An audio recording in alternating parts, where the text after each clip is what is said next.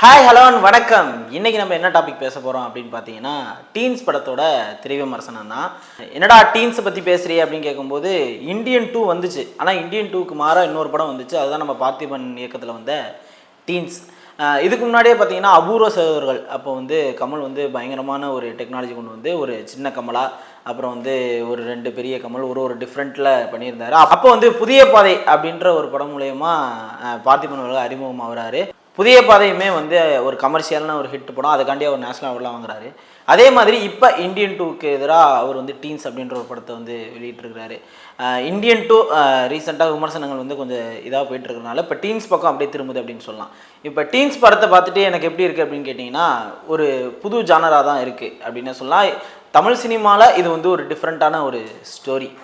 ஏன்னா இதுக்கு முன்னாடி ஒரு 13 சின்ன பசங்களை வச்சு எடுத்த படம் அப்படின்ற போது எனக்கு சரியாக ஞாபகம் இல்லை. அப்போ இது வந்து ஒரு புதுமையாக இருக்குது அப்படின்னே சொல்லலாம்.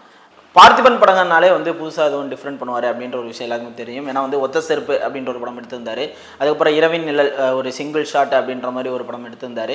அந்த மாதிரியான புது முயற்சிகள் இருந்தாலுமே கமர்ஷியலாக அது ஹிட் ஆகலை அப்படின்ற விஷயங்கள் வந்து நிறையா சொல்லிகிட்டே இருந்தாங்க. ஆனால் இப்போ டீன்ஸ் அப்படின்ற ஒரு படம் வந்து கமர்ஷியலாக பயங்கரமாக ஒன்று எடுத்துருக்கிறாரு. ஏன்னா வந்து இதில் புதுசாக ஒரு விஷயம் ட்ரை பண்ணியிருந்தாலுமே அது வந்து கமர்ஷியலாக ஒன்று கொண்டு வந்துருக்கிறாரு. இது மூலயமா பார்த்திபன் அவர்கள் வந்து அடுத்து ஒரு ஸ்டேஜுக்கு போகிறாரு அப்படின்னே சொல்லலாம். இப்போ டீன்ஸ் இந்த படத்தோட ஒன்லைன் என்ன அப்படின்னு கேட்டிங்கன்னா ஒரு 13 பசங்க ஒரு டீனேஜர்ஸ் வந்து ஒரு 10th 9th அந்த மாதிரி படிக்கக்கூடிய பசங்க. அவங்களுக்கு வந்து கொஞ்சம் மெச்சூரான ஒரு எலைட்டான சில்ட்ரன்ஸ். அதில் வந்து ஒருத்தர் மட்டும் வந்து கொஞ்சம் ஏழ்மையாக படிப்பதற்கு கூட வசதி இல்லாத ஒரு ஆளாக ஒரு சின்ன பையனை காட்டுறாங்க. அந்த ஃப்ரெண்ட்ஸில் வந்து ஒரு பொண்ணு வந்து என்ன சொல்கிறாங்கன்னா இந்த மாதிரி வந்து என் பாட்டி வீட்டு வந்து இந்த மாதிரி இருக்குது, இந்த ஒரு கிணறு இருக்குது, பேய் அப்படின்ற ஒரு விஷயத்த சொல்கிறாங்க.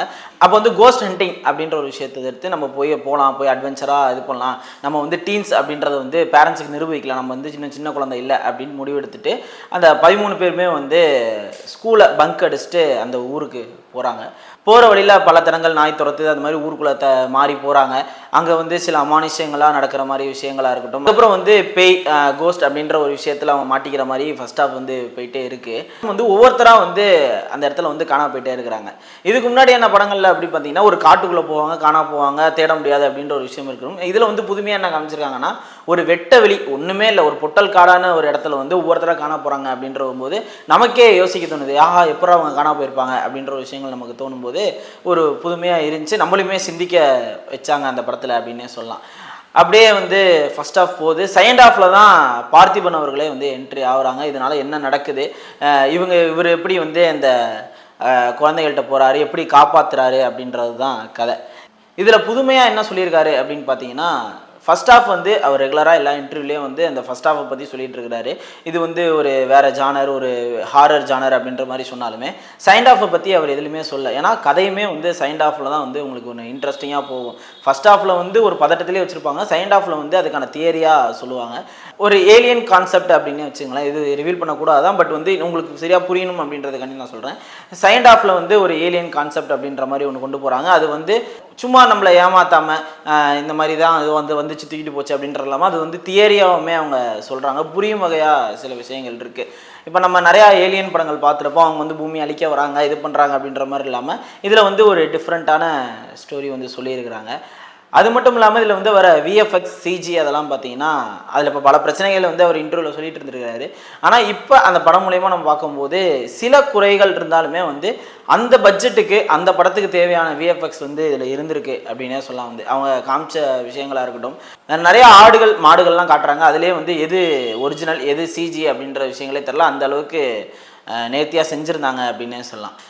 இன்னும் நிறையா பாசிட்டிவ்ஸ் இந்த படத்தில் இருக்குது. என்னென்னா அதில் வர வசனங்கள் வந்து ரொம்ப ஒரு சைல்டிஷாகவும் இல்லாமல் ரொம்ப மெச்சூராக இல்லாமல் கொஞ்சம் மெச்சூரிட்டி கலந்த ஒரு சுட்டித்தனத்தான ஒரு குழந்தைகள் அந்த மாதிரியான காட்டுறாங்க. டைலாக்ஸுமே வந்து ரொம்ப அருமையாக இருந்துச்சு அப்படின்னே சொல்லலாம்.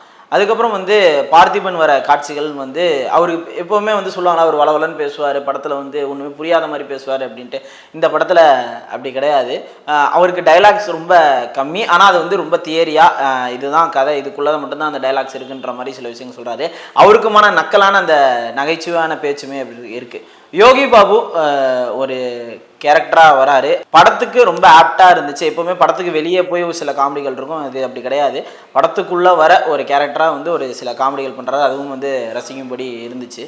இது போல் பல பாசிட்டிவ்ஸ் இந்த படத்தில் இருக்குது. நெகட்டிவ் அப்படின்னு சொல்ல போனால் முந்தைய படங்கள்லாம் பார்த்தீங்கன்னா வந்து புதுசாக ட்ரை பண்ணியிருக்காரு, ஆனால் வந்து கதையில் சரியாக கான்சென்ட்ரேட் பண்ண முடியல, என்னதான் புதுசாக இருந்தாலுமே நம்மளால் கனெக்ட் பண்ண முடியல அப்படின்ற ஒரு விஷயங்கள் இருக்குல்ல. இந்த படம் வந்து ஃபுல் அண்ட் ஃபுல் கமர்ஷியலாக ஒரு ட்ரை பண்ணி நமக்கு புரிகிற வகையாக ஸ்க்ரீன் பிளேலையும் சரி, கதையாகவும் சரி, டைலாகும் சரி, எல்லாமே ஆப்டாக இருக்குது அப்படின்னு சொல்லலாம்.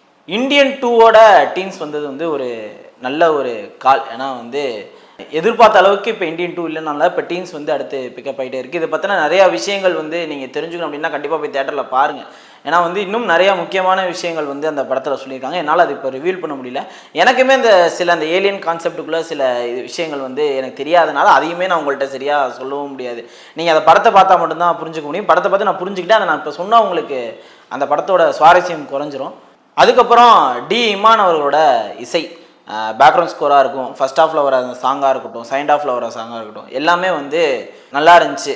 நல்லா இருந்துச்சதோட கதைக்கு தேவையான விஷயமா இருந்துச்சு அப்படின்னே சொல்லலாம். ஃபர்ஸ்ட் ஹாஃபில் வர அந்த குழந்தைகளான பாடல் வந்து ரொம்ப ரசிக்கும்படி இருந்துச்சு. செகண்ட் ஹாஃபில் வர அந்த எமோஷ்னல் சாங்காக இருக்கட்டும், அதுக்கப்புறம் வந்து பேக்ரவுண்ட் ஸ்கோர் ஒரு ஆர்ஆருமே வந்து அவ்வளோ அழகாக போட்டிருக்காரு. சில விஷயங்கள் அந்த பதட்டமான விஷயங்களை வந்து கூட நமக்கு அதை கடத்துறாரு, இசை மூலயமா கடத்துறாரு.